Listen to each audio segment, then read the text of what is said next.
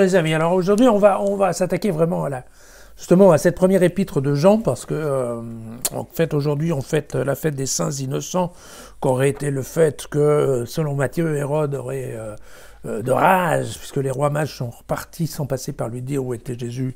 De rage, Hérode aurait décidé de tuer tous les mâles nouveau-nés. Enfin bon, et comme ça, historiquement, on ne sait absolument pas où on navigue.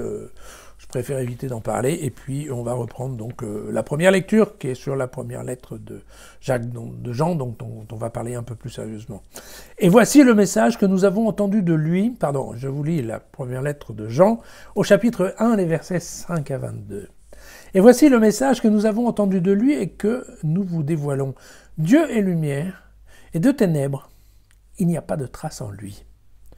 Si nous disons, nous sommes en communion avec lui, tout en marchant dans les ténèbres, alors nous mentons, nous ne faisons pas la vérité. Mais si nous marchons dans la lumière, comme lui-même est dans la lumière, nous sommes en communion les uns avec les autres, et le sang de Jésus, son Fils, nous purifie de tout péché.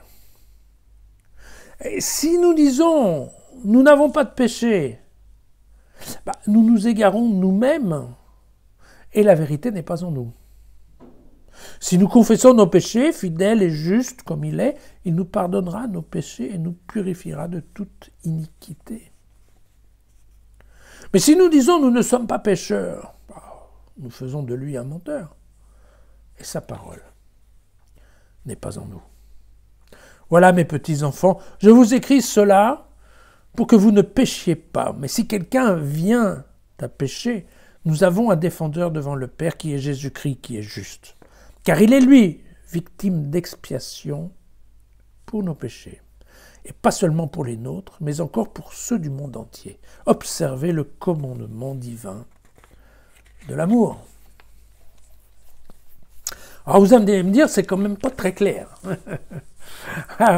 C'est pas très clair, mais on va recouper ce style de lettres qu'on a aussi avec les lettres de Paul, qui sont en fait des missives qui sont adressées à la communauté pour leur dire en fait, voilà, il y a l'évangile, voilà ce que Jésus nous a dit quand il était là, et voilà comment il faut l'interpréter, et puis si on s'éloigne de ça, on commence à dire des bêtises. Et donc j'aimerais bien insister sur le fait que vous n'avez pas le droit de dire des bêtises. Je vous avais dit, c'était le grand problème de la communauté de Jean, et c'est bien pour ça que la communauté de Jean a fini d'exister dès le IIe siècle. Voilà.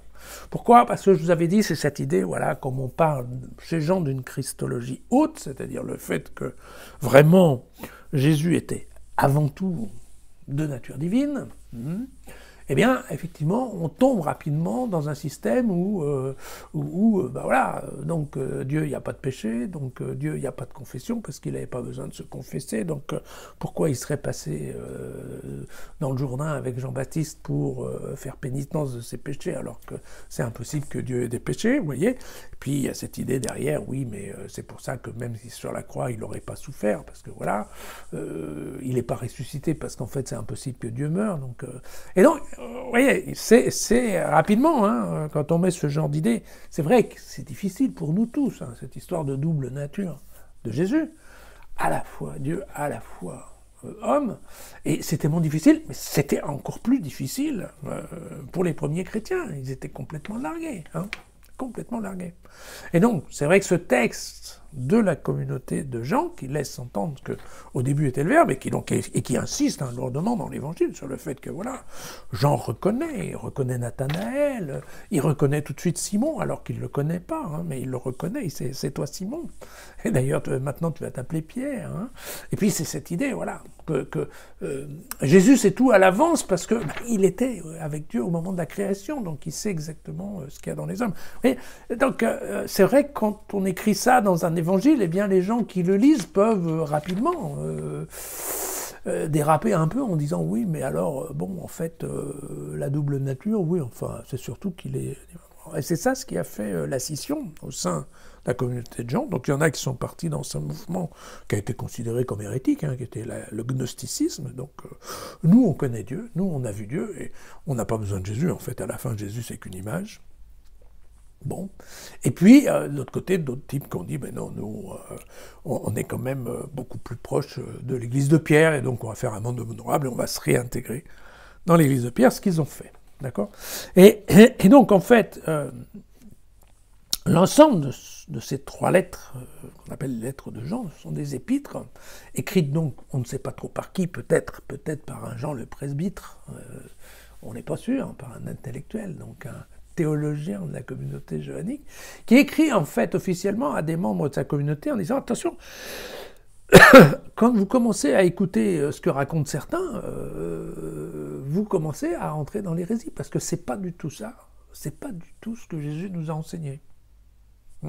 Et donc, attention, faites gaffe les gars, ça commence à pas être bon. » Et c'est ce qu'il y a dans cette lettre. Et en fait, je veux dire, là pour l'instant, on lit le chapitre 1er, mais en fait, cette lecture de l'épître de Jean va durer plus de temps. Mais le point critique, en fait, il se trouve au chapitre 4. Je vais vous lire un peu ce qui vient là-dedans. C'est « Mes bien-aimés, n'ajoutez pas foi à tout esprit, mais éprouvez les esprits, pour voir s'ils sont de Dieu. Car beaucoup de prophètes de mensonges se sont répandus dans le monde.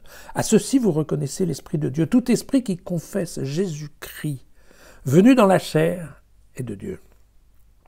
Tout esprit qui divise Jésus n'est pas de Dieu. » La double nature, une seule nature, d'accord ?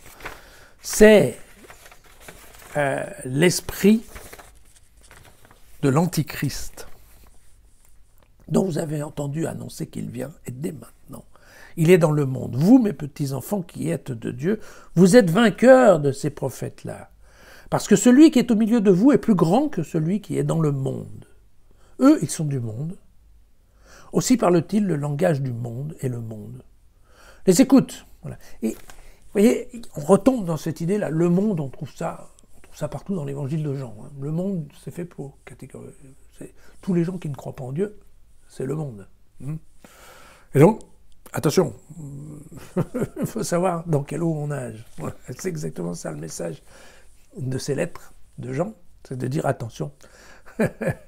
Attention, quand vous commencez à dire ça, eh ben, voilà, vous commencez à vous éloigner de la réalité de Jésus. Voilà. Vous voyez, l'intérêt de cette lettre, bien sûr, il y a un intérêt tout à fait théologique, mais ce qui pour nous doit nous interpeller, c'est le fait que ces lettres, elles datent du début du IIe siècle, fin du 1er siècle. C'est un peu postérieur à l'Évangile. Bon. Et globalement, ces lettres, qu'est-ce qu'elles nous disent ? Elles nous disent qu'à un moment où la communauté de gens, en fait, on pourrait penser qu'en effet, elle va se casser la figure. Pourquoi ? Parce que d'abord, elle est petite, c'est, je l'ai dit, presque une secte par rapport aux premières communautés chrétiennes officielles. Que deuxièmement, elle est snobée ouvertement par la communauté de Pierre, parce que considérée comme secte. Elle est haïe par les Juifs, parce qu'on est à un moment où, de toute façon, les Juifs des synagogues ont décidé que les chrétiens ne valaient rien, et donc, effectivement, les Juifs, c'était déjà vrai dans l'année 80, avec Luc et Matthieu, mais alors là, au moment de Jean, c'est encore pire. C'est un moment où même le pouvoir romain s'agace des chrétiens, de la même façon d'ailleurs dont il s'agace des Juifs, et donc il y a de la persécution, tout simplement, romaine, et donc il y a tous les facteurs qu'on veut pour qu'effectivement, cette petite communauté disparaisse. Et là où elle va disparaître, en fait, c'est pas tellement à cause des autres, des éléments extérieurs. Elle va disparaître à cause d'un problème intérieur, à cause de la division. Vous voyez, même une petite communauté, elle arrive à se diviser sur des questions qu'à l'époque on considérait comme des questions de fond, à savoir la nature divine et la nature humaine de Jésus. Voilà. Et donc, je pense que ça, c'est quand même intéressant pour nous de bien comprendre ça, puisque, comme vous le savez, on est dans une église qui est beaucoup plus grande, qui est tout à fait officielle, mais il faut bien reconnaître qu'au milieu, il y a quand même des divisions. Et des fois, on s'impatiente et on s'énerve quand on voit que François, notre pape, nous donne pas forcément raison et que il est un peu frais quand il s'agit de prendre des décisions sur l'accès des femmes à un certain nombre de ministères, et patati et patata. Mais il y a des divisions, et ce que le pape essaye d'éviter, ce sont les ruptures. Voilà. Parce que quand il y a rupture, eh bien souvent, il y a aussi, en fait, effondrement, destruction de la communauté. Voilà.